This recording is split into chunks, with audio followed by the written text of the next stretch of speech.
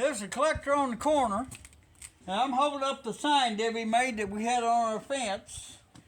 It didn't survive the winter too good. She's going to have to redo it. It's lost a lot of its color. Aww. But I like this sign that she made. I'm glad she made it, but it needs to be redone. She's going to have to repaint all these. I should have shellacked it or something. You should have put a coat of clear or something Yeah. on it. I don't know. That was a one-time thing. Anyway, I'm going to say this. The self-reliant person never has to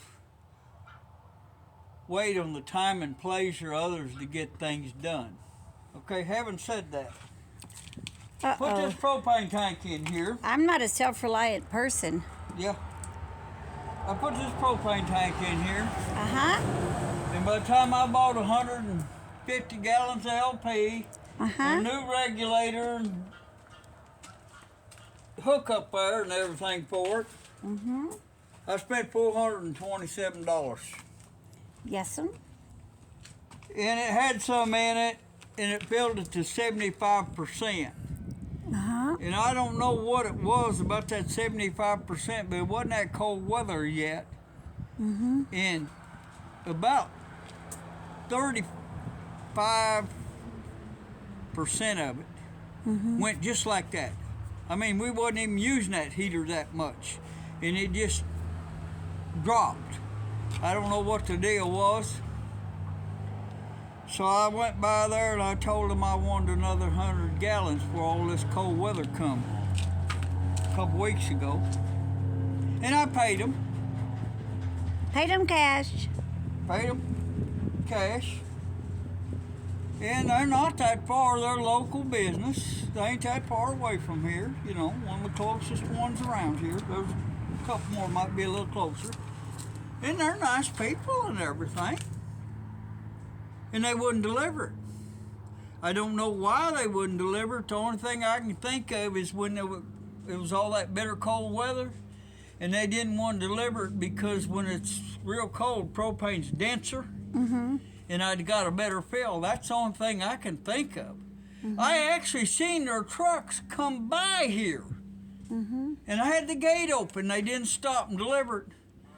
And I'd call down there, and I felt sorry for that lady behind the desk. Well, they didn't deliver that yet. Well, they was in the area yesterday, blah, blah. Well, I'll tell them it's a must-do tomorrow, so I had the gate open. I waited here. And I waited all day long till late in the evening. About 3 o'clock, I called her back up, and she said, well, it ain't going to be today. I said, can I ask you a question? What's that? When they going to deliver that propane? Well, but not going to happen today. And I said, can I ask you another question?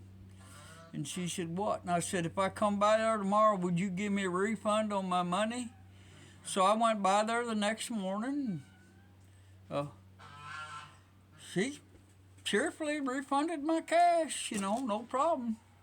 And I don't know what the deal was, but what that is, I had to wait on time and pleasure of others, and they wouldn't do it.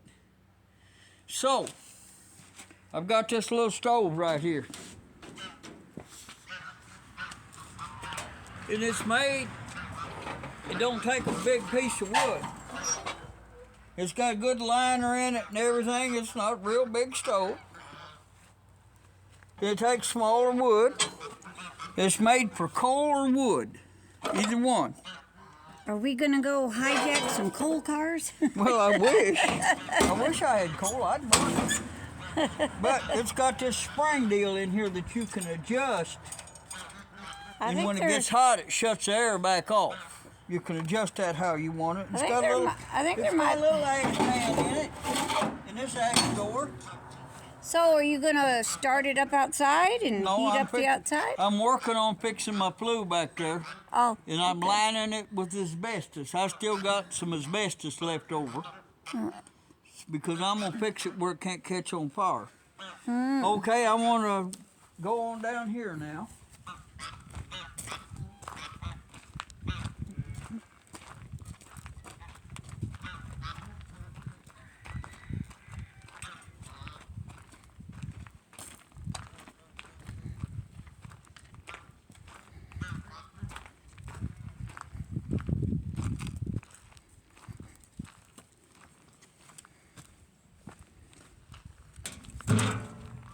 since I got that B farmall running that's got a good belt pulley on it, and I've had this old buzz saw, I don't know how many years, decades, never used it. And I went over and got it. The mandrel's still good on it. And here's the blade. I had the blade in the school bus. There's a blade for it. But the rollers in it, it don't tilt. It's got rollers right here. See these round rollers? Yeah. They're locked up. It don't want to move. I'm gonna have to unbolt them and oil them and clean that up. But I'm gonna use that and cut this into these poles and such into small pieces that'll fit that wood stove. Get a stove big enough to poke that in. Wouldn't that be better? Yeah. But anyway, that's what I'm gonna do. That Tractor Man 44, he's got one that tilts. And he's using his knee and his leg a lot of times. But this one here just slides back and forth. But I thought of getting that going anyway because I'm gonna stand this table on out and I can rig it up to where I can sharpen fence posts with it rather than sharpen them with a chainsaw. My dad had one rigged up there that he used to sharpen fence posts with all the time. I don't know whatever happened to it. It was an old Sears Roebuck one. But anyway, so that's what I was trying this over here for. I can sew that stuff up where it'll fit in that little stove easier than I can with a chainsaw. And the only other tractors I've ever had with belt pulleys on them was them farmalls. And them farmalls just use too doggone much gas to use a buzz saw with. So I didn't use them farmalls. Okay, I'm coming around here to mow in.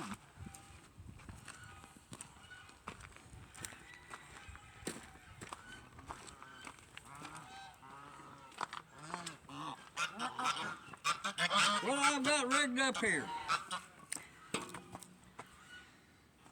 A regular 3-point boom pole, it'll never lift anything this high. Just won't do it.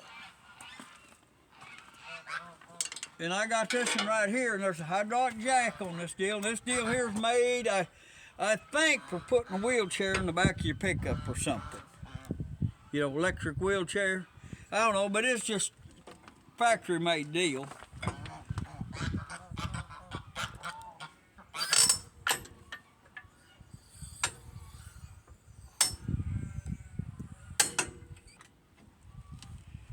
And what I did, I had this piece right here, and I just welded some pieces on here and used a pin to that bottom plate. And this pipe right here just bumps against that. And if I need to do an infinite adjustment like I was putting the engine in a car, I could use this and crank it up and down. If I wanted to lift a little higher, I could take this pin out right here and put it in this bottom hole. And OM, the hydraulic on them, will let it on down a little lower.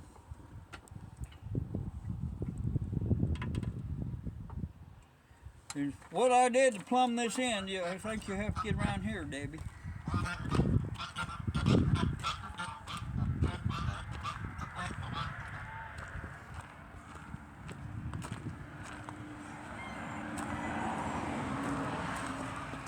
For lifting, the hose goes to this bottom valve. I got a quick coupler on there and just put that to the belly pump. See? And this in here ain't got pressure on it. This is a two-way cylinder. And I just run a hose from here on up back into the reservoir. And there's nothing in there but air now. But that keeps that from being out in the weather and open and this and that. And it's vented back to the belly pump. And your H's and M's and stuff, when it's cold weather like this and you want to start them, you can check and put you a board right there.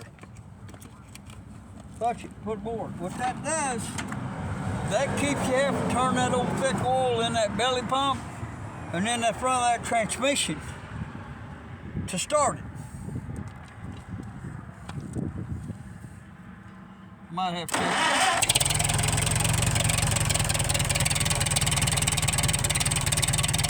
There was a good muffler in it a little, but there was a good muffler in the back.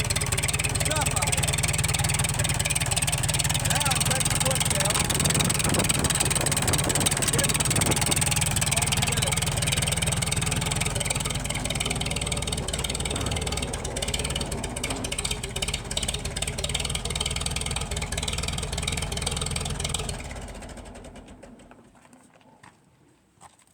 See that?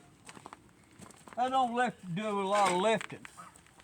But with this on here, it's easy to do. See, I can lift that up.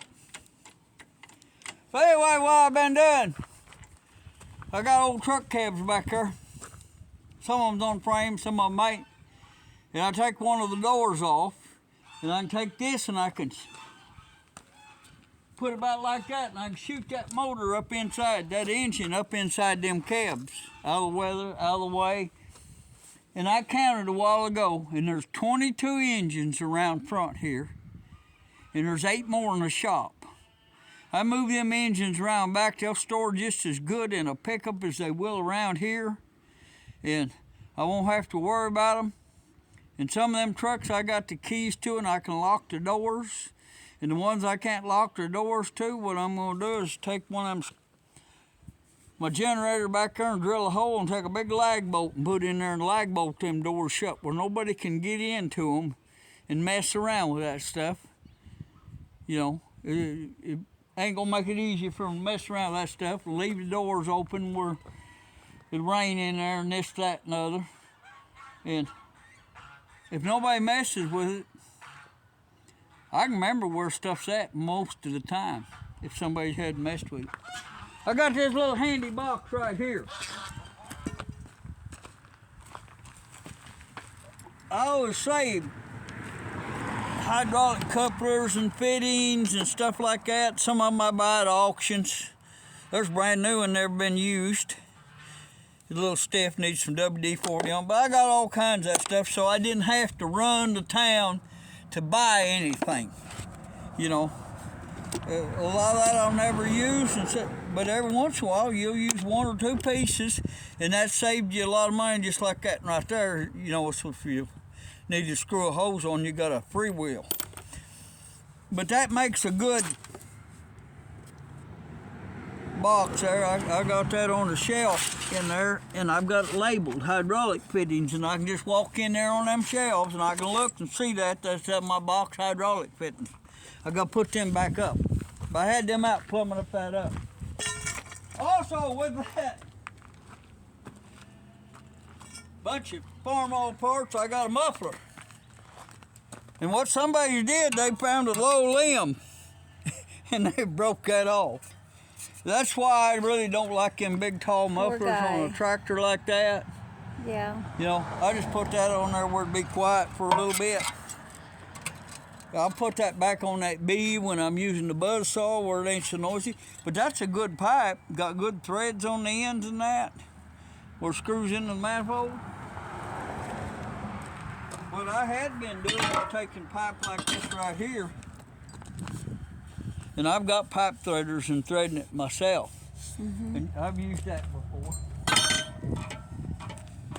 But anyway, I ain't did no more than H, but I have moved I moved all them wheel weights around back to us around here.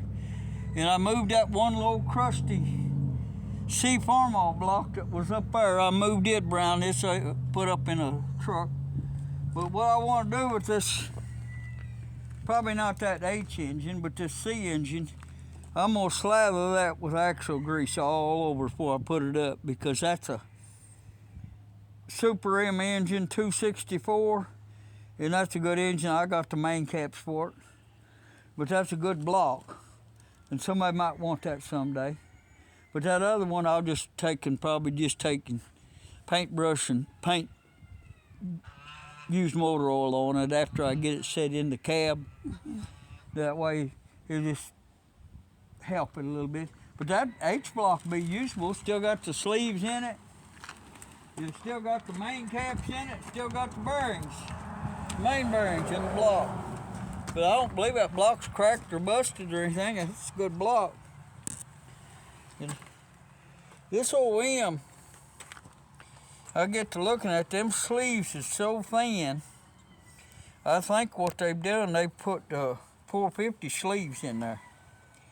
I believe instead of 264, this is now a 281 cubic inch engine. Anyway, but I got the main caps for it. I'll bolt them back on it. They wasn't ever bolted on it when I got it, but I got them, they've been marked. And I guess that'll do it about for today's video. I guess I'll tell one little story. I had this uncle, my mother's brother. I didn't talk about her family much. And he's one of these guys that wore a zoot suit. And he had a saying that he'd tell people, don't monkey with me. And the way he said it, you know, just about, I was a little kid, but it'd give you chills. And what he did when he was a kid, when he was a teenager, I guess, is during Prohibition. And they had these deals they'd made out of boards, and it had 3 ice skates on it. And they'd get on Lake Michigan, they had a sail on that thing. And when Lake Michigan froze over, they would zoom across the lake like a sailboat, only it had these skids on it. And they would go to Canada, and they would get booze and put on that apparatus, that little sail sled, and bring it back to northern Indiana. They was up around Hobart, Indiana, where they was at. But anyway, he was one of them guys, you know, bad dude back in them days, and they wasn't Italians like Propane was. They was Irish and Scotsmen. They was all Macaulays and Pearsons and Reeds and stuff like that, you know. But they was quite the customers. And we was at a funeral one time, and my brother-in-law from Arkansas was there, and I was over there talking to a bunch of my mother's relatives, uncles and stuff like that. And I knew them. They was a lot older than me, you know, and I was talking to them. We got back, and we was in the car leaving the funeral home, and my brother-in-law was from Arkansas, married to my sister. He said, I don't mean to be negative or anything. He said, but who was that you was talking to over there? I said, oh, that's all my mom's family, my mother's family, her relatives. And he said, they all look like gangsters to me. And I had to laugh, and I told him, I said, them all was. They was the real deal. You know, 100%, that's what they was back during the Prohibition and the early part of the Depression. And 2 of them, I've heard this story about them. This one, his name was Frank, and the other name was Jimmy. And Jimmy got caught, and they convicted him and sentenced him to prison, Joliet Prison. And he was walking down through there, and he'd been there before, and he was talking to the guards and everything, and directly somebody hollered, Jimmy, is that you? And Jimmy stopped and he looked over there and heard him. He said, Uncle Frank, is that you? And they said, yeah. And them guards said, you two know each other? He said, yeah, that's my Uncle Frank. So they went over and opened the cell door, and they kicked Uncle Frank's cellmate out and put Jimmy and Frank together. And one of them guys was found floating in Deep River with a knife in the middle of his back. And the other one ended up, they found him hanging, he was hung in his garage by a garden hose. And that, you know, there's always been that element around, I guess. And, you know, I never ever know them doing any of that bad stuff, but apparently they was part of it. But I haven't talked much about my mom's family. I just thought I'd mention that, tell a story about that. Some people might enjoy it, and some people might not like it. And somebody said something about Debbie's remarks, and she ain't made none today, hardly. She made a couple. You need to make some kind of remark now. Somebody said her remarks made the video unbearable to watch. What? That's terrible. Your mom's family being gangsters. Well, that's what they was. Okay, I mean, is that a comment? No, I ain't bragging about it or nothing. It just. I didn't say you were bragging. I said It's just that's a fact. comment. That's who they was, you know. And they all that way. And my one uncle, he wasn't a gangster. Uncle Sonny was a welder. So you're a junk gangster. Anyway. How about if I break all your hands? Well, then you would be an anti-junk gangster. That's what gangster does, break everybody's fingers and hands. Well, I thought I'd start with your toes and work my way anyway, up. Okay, is that enough comments? Want me to shut up now? Yeah, okay. Uncle Sonny, he was a welder. He liked to weld. I mean, he was a blast furnace welder. He was a welder's welder. And he had his own welding shop in his backyard, and he did that along with work from U.S. Steel and steel mills. And Uncle Sonny, when the war came along, World War II, instead of being drafted, they let him go to work in the shipyards welding because they needed him building ships. They needed a welder in there. So he was welding in this big pipe. I don't know how big it was. He was 6 foot, better than 6 foot. But he was inside this great big pipe, and he was welding. And somebody come along there, a big long pipe. Somebody come along there and beat on that pipe with a sledgehammer. And he run down to the end of that pipe, and there was a guy walking by with a sledgehammer, and he went out and he beat that guy up real bad, put him in the hospital. And he was no longer exempt. He joined the Navy, and he was in the Navy. That's terrible. Well, he messed up. But the guy who he beat up wasn't the guy that beat on the pipe with the sledgehammer. That's terrible, too. But he thought it was. He run out the end of that pipe. He was mad. But he had a quick temper anyway. He was always I can always remember he'd lose his temper. Donald Duck fit. But he's one of them guys, and he always drank a Pepsi Blue Ribbon beer and smoked a Lucky Strike cigarette without a filter. Yep. That was just his M.O. When you seen him, he'd be a welding, but it's a shop, but he'd have a beer right there, a cigarette dangling from his lips. My dad's was Lucky Strike and coffee.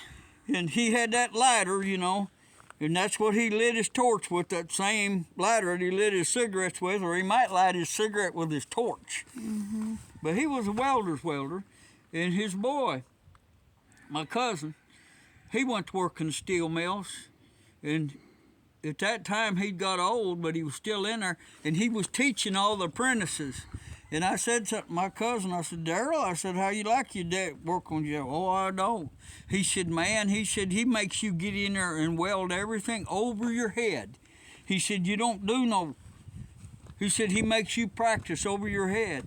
And he says, if you're going to be a blast furnace welder, you can't take a blast furnace and turn it upside down where you can weld it. You're going to have to learn over your head. Mm-hmm. Anyway, so my cousin Darrell, he was a blast furnace welder too, just like his daddy before it ended up.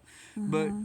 But they said most of the young men that went in and was apprentices that he was over didn't finish the course. He was so hard on them. But when the ones that did, when they got them out, they was real welders. Mm-hmm.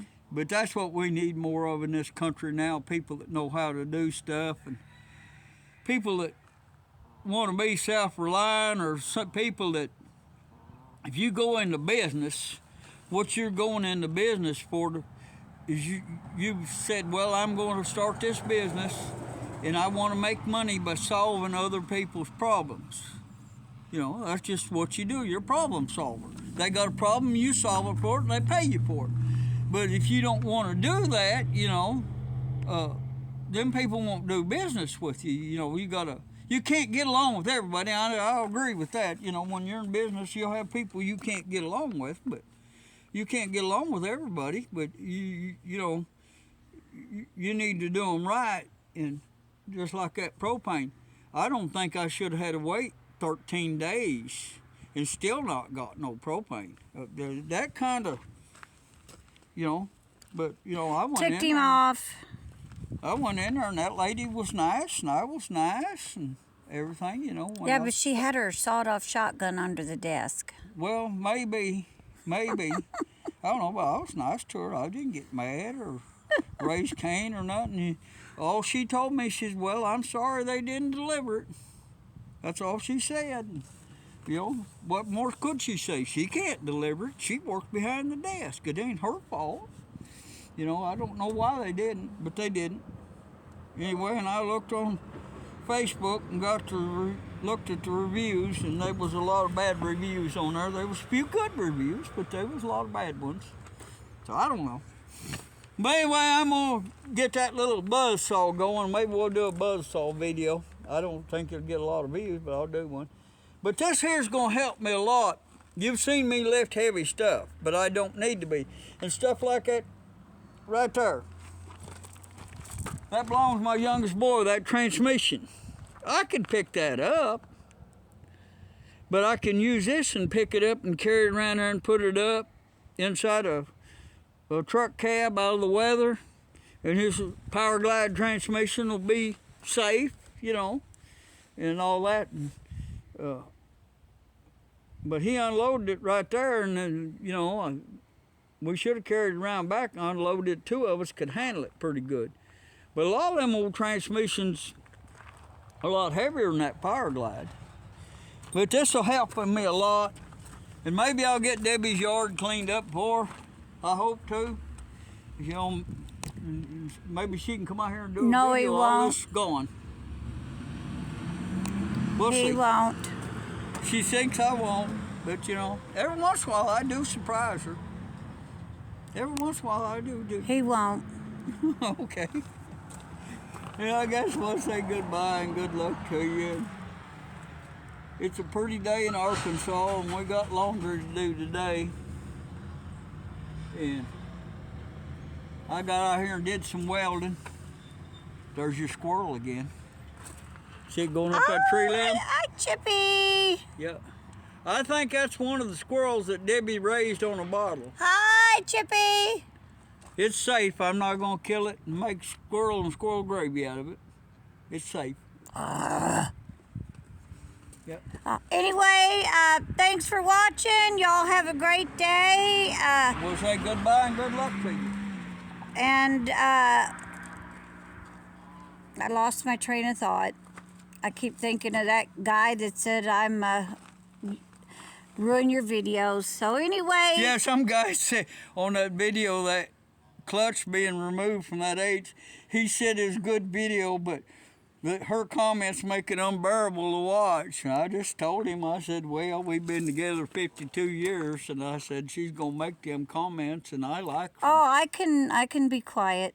No. Matter of fact, you can. I don't want you to. You could do the videos yourself, and then I could be doing my laundry.